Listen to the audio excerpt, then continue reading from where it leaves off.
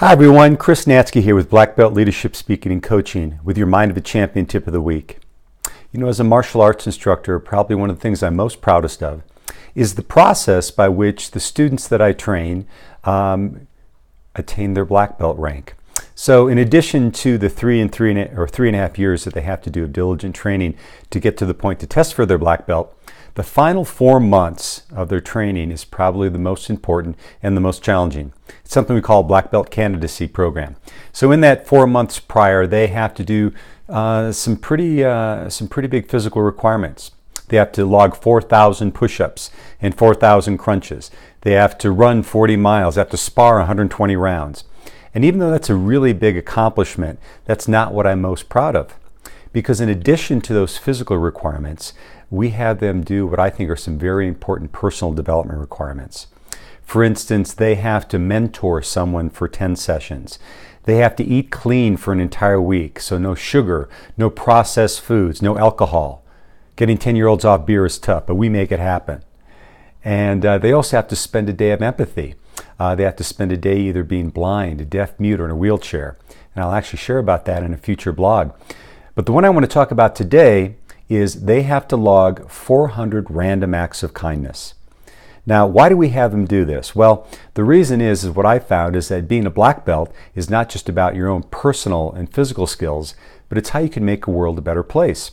And I had recently seen a video on Facebook that made me want to share about this. It was a video called Why We Do Acts of Kindness and showed basically the contagiousness of acts of kindness.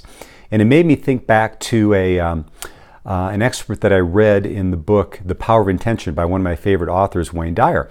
And what he talked about is that when we do an act of kindness, there is a chemical reaction that happens in our body. That's what makes us feel good. It's called serotonin.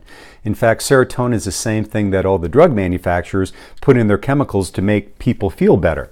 And what was really cool about what Dr. Dyer said is that they did a study and they found that serotonin levels, when you did an act of kindness, raised by a certain level. But what was interesting is that someone who received the act of kindness, their serotonin levels raised by the same amount.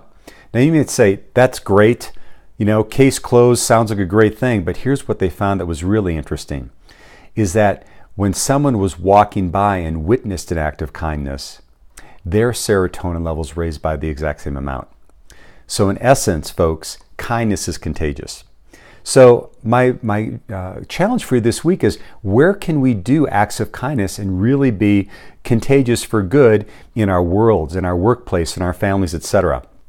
And I want to leave you with 3 points. These are 3 things that I share with my students, because sometimes when you've got a young kid that's trying to log 400 acts of kindness, it's a little bit daunting, but these are 3 things that I leave with everyone. The first one is set an intention. When you set an intention that you're going to go out and do acts of kindness, you will be amazed on how many opportunities start popping up in front of you that you didn't even know existed. Number 2 is slow down. Slow down in your pace and your life so that when those acts of kindness present themselves, you can actually see them. And then finally, and probably most importantly, is be courageous. Be courageous when you see someone in need. Actually go and ask if you can be of help. Conversely, be courageous enough to ask for help when you might need it. So there you have it. There's your challenge. Go out and be contagious this week. You know, go out and look for acts of kindness. Step out of your comfort zone and do those things that might make someone's world a better place, because we never know how one act of kindness that we might show can put someone on a totally different trajectory for that hour, that day, or their life. Go out and be contagious.